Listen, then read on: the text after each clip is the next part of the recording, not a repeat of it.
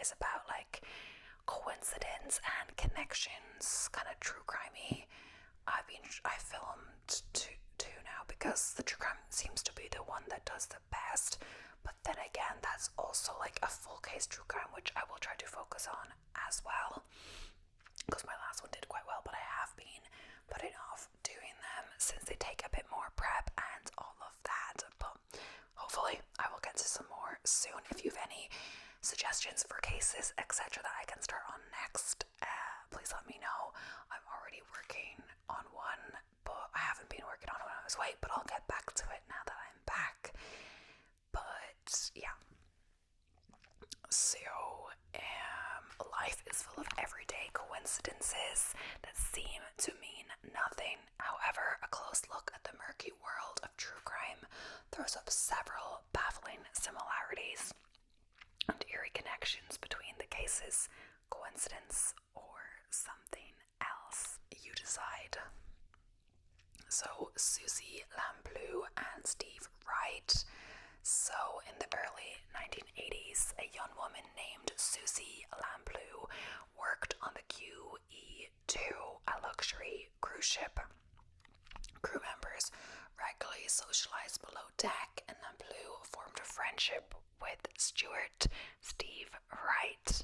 Back in London, the pair met for drinks, but eventually lost touch when Wright went back to sea and Lampl stayed in London to work in real estate.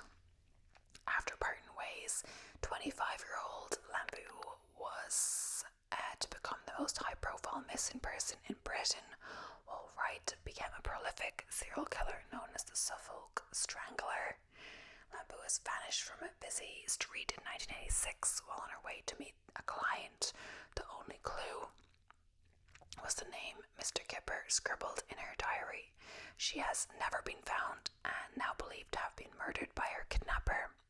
Wright returned to the UK and was working as a forklift truck driver and cruising red light districts by night. In 2006, he murdered 5 women over a 6-week period and is now serving life in prison. Wright is not believed to be responsible for Lampl's murder, as he targeted sex workers and does not fit the description of the mysterious Mr. Kipper. Lois, Duncan and Caitlyn Arnette. So, Lois Duncan was a popular writer of young adult fiction. Her teen audience was gripped by her stories of murder and suspense with titles such as Don't Look Behind You and They Never Came Home. Her 1973 novel, I Know What You Did Last Summer, was adapted into film in 1997 and became a classic teen slasher movie. Wait, is it the same as I Know What You Did Last Summer TV show? Oh, it is. I think I started watching that, but I never properly got into it or watched it all. Sometimes I do that with things. Duncan also wrote poetry and was a mother of 5.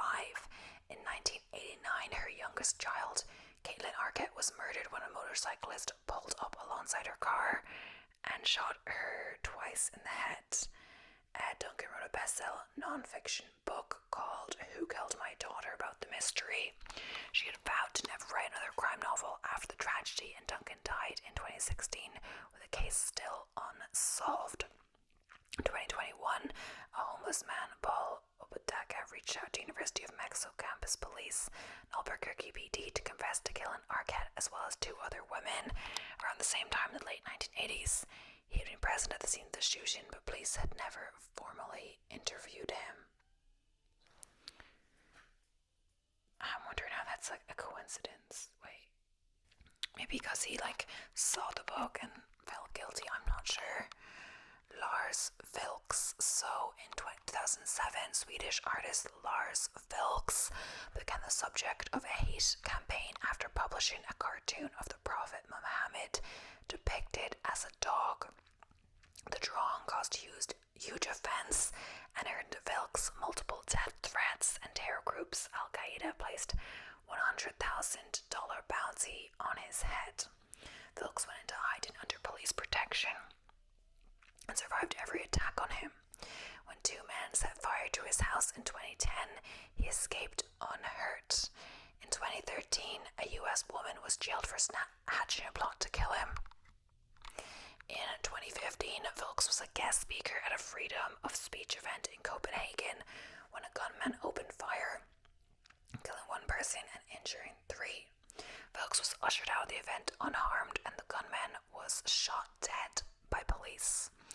So in 2021, Vilks was travelling in an unmarked police car with two plainclothes protection officers when their vehicle swerved and crashed into the path of an oncoming truck.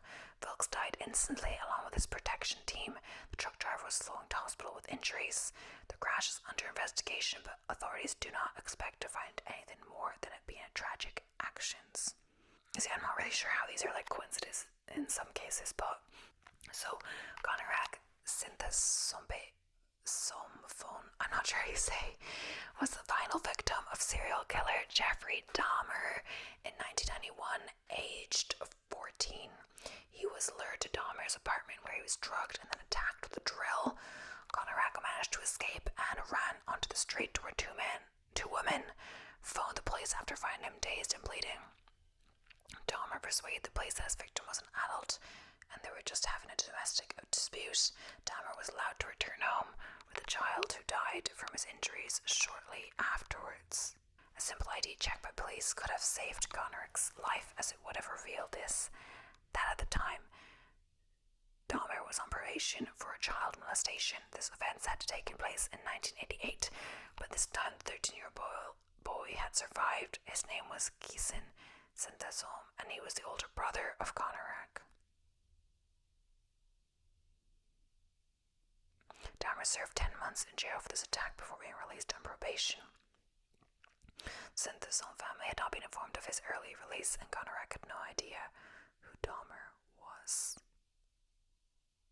So, because the police didn't check the ID of the boy, etc., then know that they weren't actually related. That could have saved his life. I guess he just let him die from the injuries, but otherwise, if he was in hospital, he could have been saved. I'm thinking Nylene Marshall and Monica Panilla. So Nylene Marshall, age 4, vanished on a family picnic in rural Montana. Volunteers searched the area, but the barefoot child was never found. 7 years later, in 1919, Nylene's case featured on an episode of Unsolved Mysteries.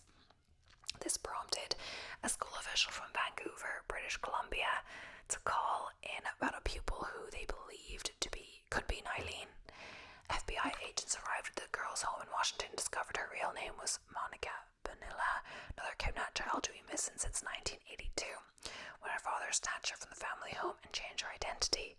Monica reunited with her mother, but Nylene has never been found. I guess it's saying this kidnapping was never be solved if they didn't think it was another girl.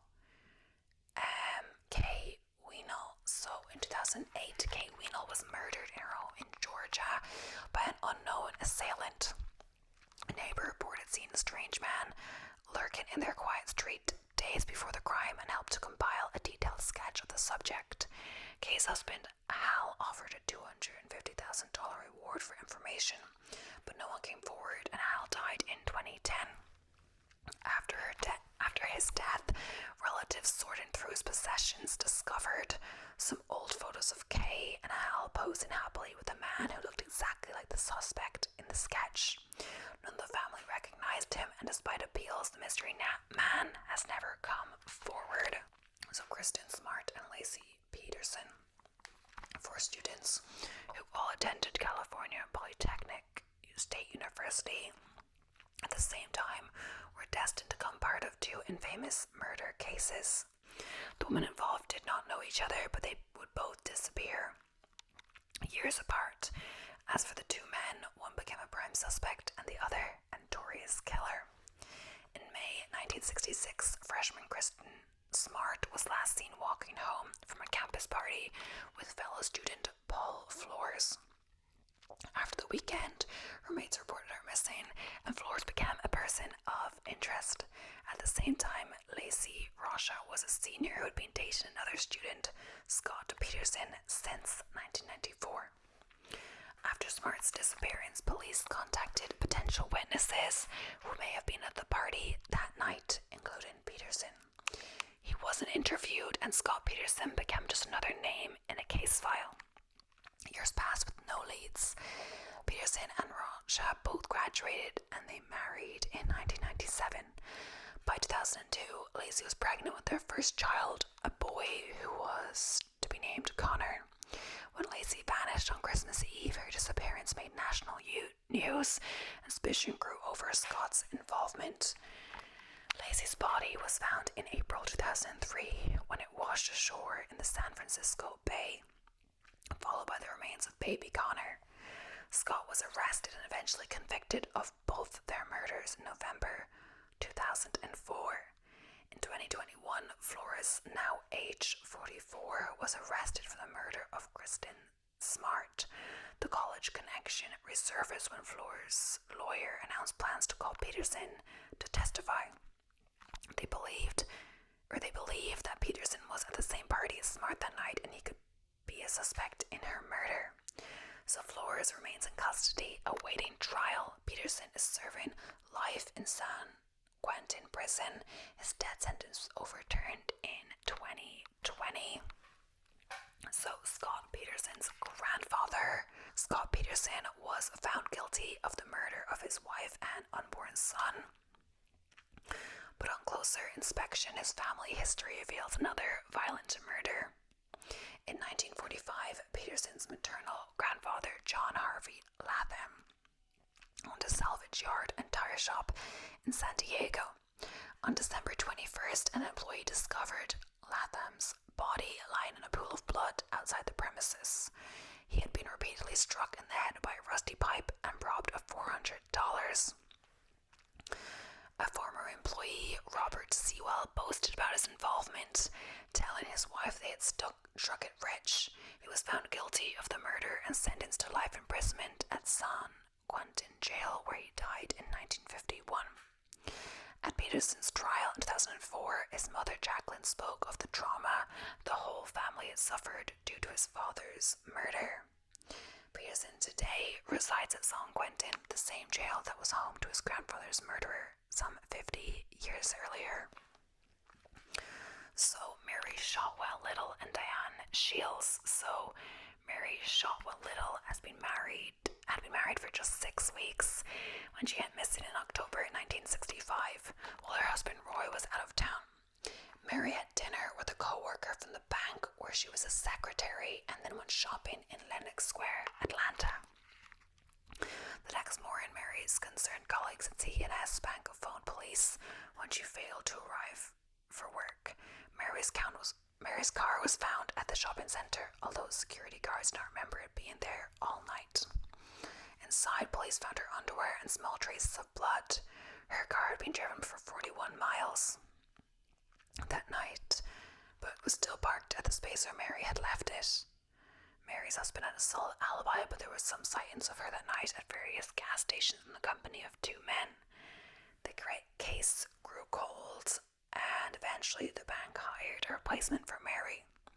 Diane Shields was 22 and was given Mary's old desk to sit at. She even shared a room with Mary's friends. In May 1967, Diane went missing. When her car was found, Diane's body was discovered inside. She had been suffocated. A page torn from a phone book was placed in her mouth.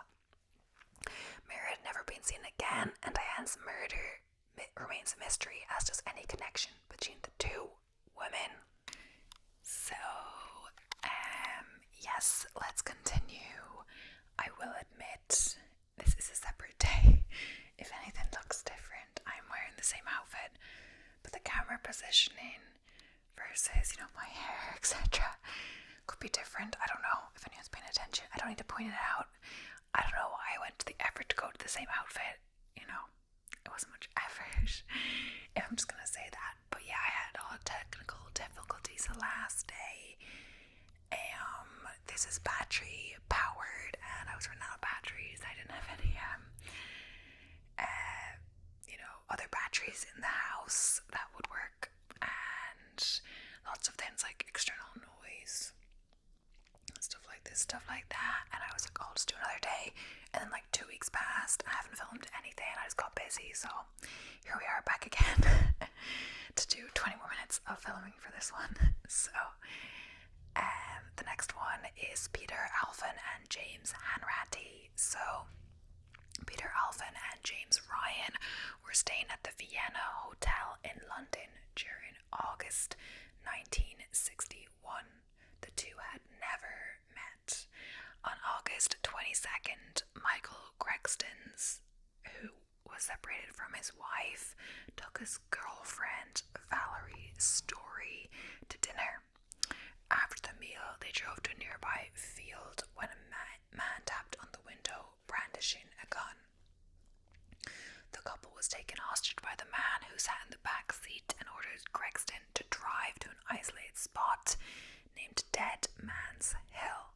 Here, Kristen was shot and killed. Story was then assaulted, shot, and left for dead. Amazingly, she survived the attack but was left paralyzed from the waist down. The manager of the Vienna found cartridge cases in the room used by Alin. They matched the murder weapon, but Story failed to identify Alin in a lineup. Meanwhile, Kristen's widow was in a London shop when she noticed a man in the street. She had never seen him before, but was overwhelmed by the feeling that he was her husband's killer. Police tracked the man down. It was James Ryan, the second man from the hotel, and his real name was James Hanratty. Story identified Hanratty as her attacker, and the trial began in 1962. Hanratty was found guilty and became one of the last people in Britain to be hanged for murder. He protested his innocence until the end. Alin confessed to the murder several times to various journalists and even apologized to the Hanratty family. In 2001, Hanratty's body was exhumed and DNA extracted from his remains. It matched DNA found at the crime scene, meaning Hanratty was the killer, as Story had always believed. What I was gonna say, that's actually unless there's more to the story that they're not saying there, that's actually quite wild. The woman, the wife who he's separated from, just had a feeling in the store that was the killer. It's not saying if he was in the store unrelated in general, or if he was watching her, they could find links to whoever they killed, the ex-wife or the wife he's separated from, and stalk her, track her down for whatever twisted reason, etc. Or it could be purely coincidental. They were in the same store. I'm not actually sure. A man in the street, yeah. Imagine just having that kind of feeling or sixth sense or intuition. I feel like I don't have that. Some people have a great, I know people say it's not scientific and all that, but people do say to trust your gut, depending on different stuff, if you can trust your gut and all of this.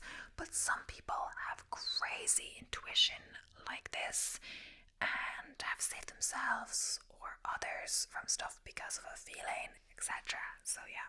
Or some people are a really good judge of character, even if someone is appearing nice or whatever, they'll know it's a front or fake, or I don't know. So yes, now we're moving on to the next article. So illegal animal wranglers are caught because of a random Rihanna selfie. So in Thailand, there's been a bit of an epidemic of unscrupulous people exploiting wildlife and offering travelers selfies, protected animals that have no business being tourist attractions. The police have been fighting the phenomenon for years, but they describe it as a cat and mouse game at best. Still, sometimes life provides. In 2013, two men specialized in keeping slow lorises, big-eyed Disney squirrels that are protected as heck in Southeast Asia. Their illegal antics had gone unnoticed by the law arm of the law until one day they found themselves caught in the most absurd way possible. Rihanna, yes, really. So Rihanna happened to be touring the region, and she or assistants stumbled upon some guys peddling a cute creature for tourist photographs. Ever social media savvy, Rihanna snapped a quick Instagram selfie with the animal, which of course was a slow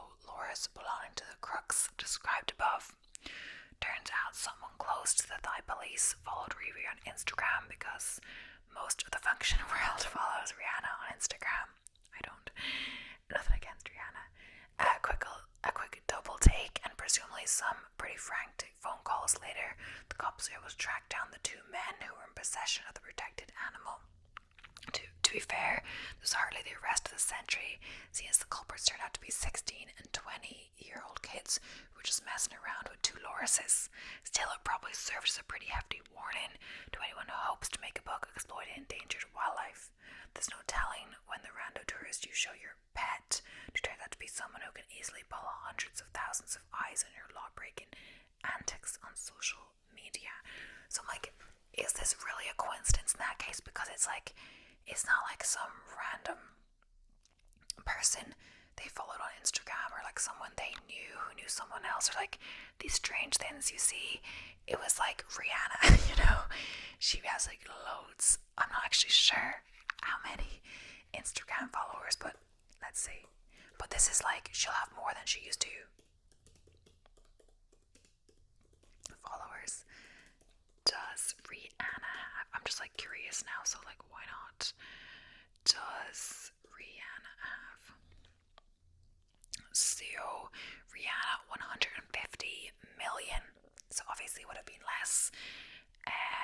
As the years go on, it's getting more and more. It's always growing, except if someone gets cancelled or whatever and lose loads of followers, Or people are just like more careful about who they follow. But yeah, I always feel like that's not a coincidence in the same way, but like sometimes there are coincidences. Sometimes the universe is working in like weird ways, etc. But yeah.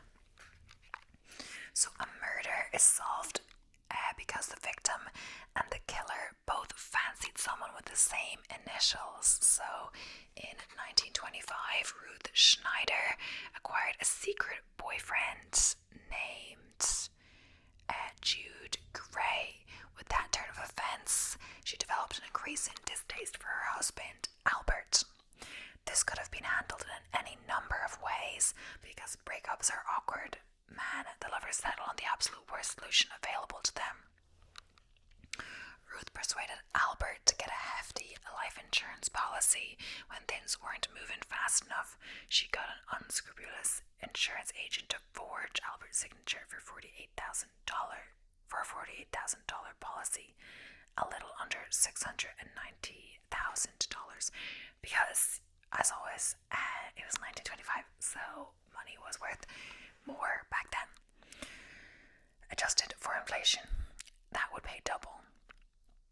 If Albert would be killed by an unexpected act of violence, then Ruth and Jude exposed Albert to an unexpected act of violence, and they garroted the poor man and stuffed his face full of chloroform rags, then staged the scene to look like a robbery gone wrong.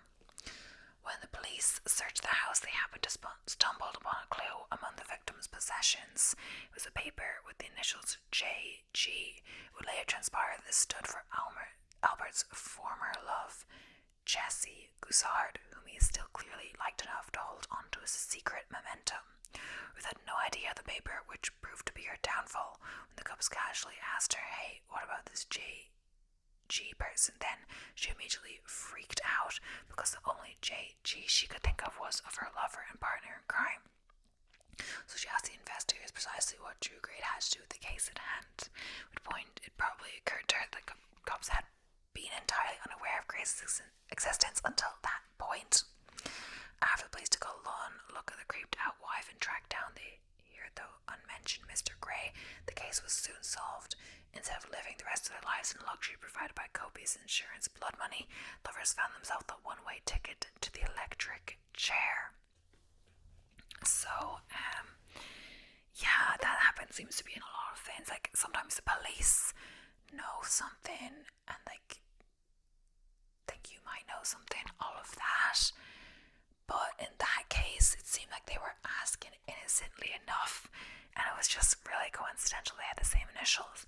If they didn't, maybe she wouldn't have freaked out, but like, she assumed they already knew, so she said that, but she literally gave them the name. The initials could be anyone. There's like loads of people with those initials, etc. All of that. So, next up is a man accidentally solves one of the oldest missing child cases in the country, his own. So, in 1977, Mark Barnes' infant son disappeared, along with the boy's mother. Barnes' girlfriend Charlotte Moriarty. Barnes knew Moriarty was an artistic type who could randomly disappear on a moment's notice. So at first, he wasn't overly concerned. However, after 3 weeks, he decided to contact the police. They never did find the boy, and neither would Barnes, who spent the next 15 years going through Hawaii for a clue. Any clue. There were none. Barnes wouldn't find out what happened for 35 years. So, flash forward, Steve Carter knew that he was adopted, and a couple of things about his personal history had been weirding him out a little. He had no real complaints about his life so far, but the fact that his birth certificate stated he was of Hawaiian ancestry seemed strange, while then being a blonde man with fair skin and blue eyes. So he started idly researching if he could find his real parents, and ended up clicking a missing children website on a complete hunch. And the literal first thing he saw was a drawing of his own face. Wow. To his horror, Carter found that his real mother had straight up abducted him in what became one of the oldest missing child cases in the country, and the picture on the missing children site was an age-progressed image that got it eerily right. His current adopted parents weren't involved at all, and they are presumably just as surprised as Steve. As an unexpected bonus, Steve also found that his real name is Marks Panama. Oh, I mean, it's good that his adopted parents weren't involved at all, so in that case, okay, I was just reading over that, but yeah. When Marks Panama's mother had taken him away from his biological father, she had disappeared so hard that she was soon placed in a psychiatric hospital as a Jane Doe.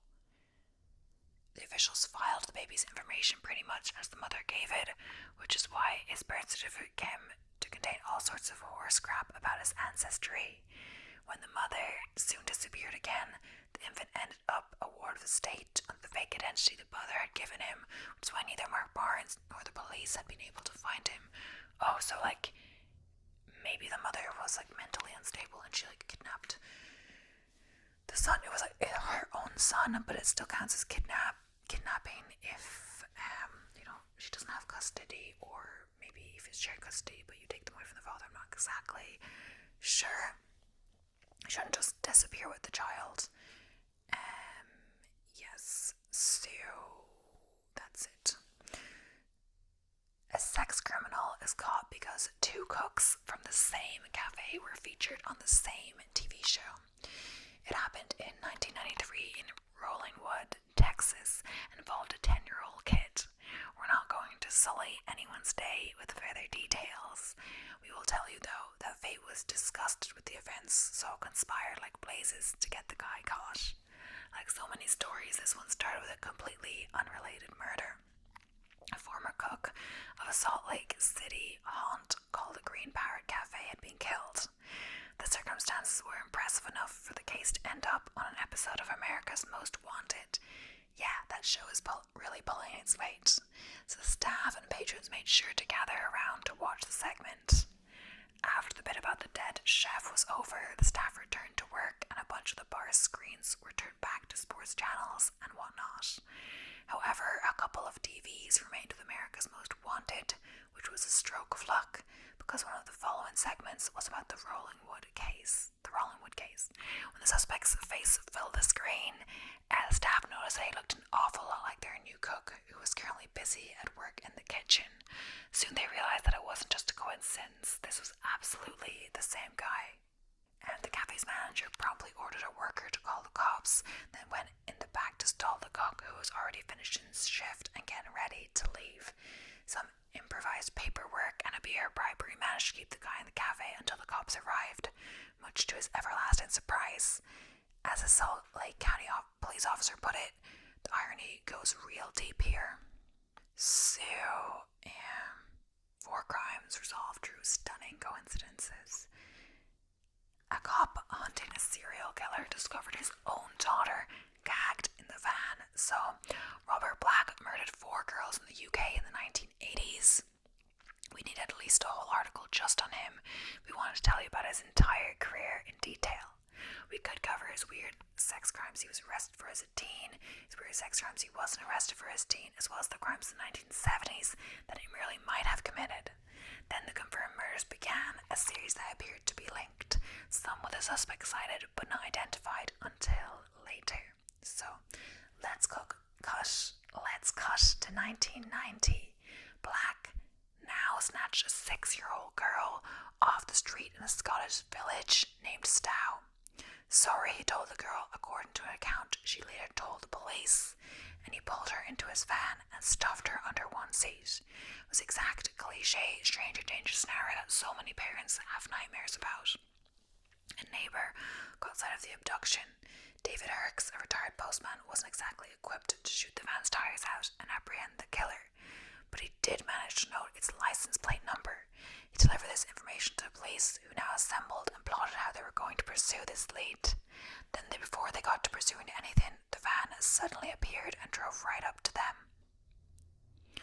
Black had left town, but then he turned around and gone right through the village again, for reasons that remain unclear. He found himself riding right into the collected bobbies who'd stopped him. One of the officers opened the van to pull the victim out.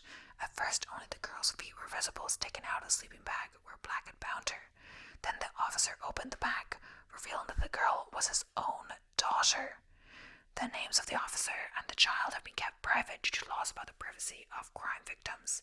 As for Black, police realised that he was a guy they'd been seeking for a decade before finding true means unconnected with the £12 million investigation. He was sentenced to life and died in prison in 2016. Okay, wow.